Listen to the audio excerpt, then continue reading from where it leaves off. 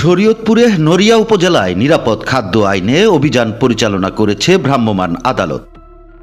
শনিবার ৩০ August ২০২৫ senior judicial magistrate Kartik Chandra ঘোষের নেতৃত্বে পরিচালিত এ অভিযানে এক বেকারিকে ১ লাখ টাকা জরিমানা করা হয়। বাজারের দেওয়ান বেকারিকে অনিবন্ধিত অবস্থায় ভেজাল ও নিম্নমানের খাদ্য উপাদান ও বিক্রয়ের অভিযোগে এই জরিমানা করা হয়। এ সময় অনুমোদনহীন রং, ভেজাল ও নিম্নমানের খাদ্য সামগ্রী জব্দ করে ধ্বংস করা হয়। এছাড়াও বাজারের ঝুমুর হোটেল ও রেস্টুরেন্ট এবং প্রিয়জন হোটেলকে অস্বাস্থ্যকর পরিবেশে খাদ্য উৎপাদনের জন্য সতর্ক করা হয়। কর্তৃপক্ষ জানায়, ভবিষ্যতে নিরাপদ খাদ্য আইন ২০১৩ লঙ্ঘন করলে কঠোর ব্যবস্থা নেওয়া হবে।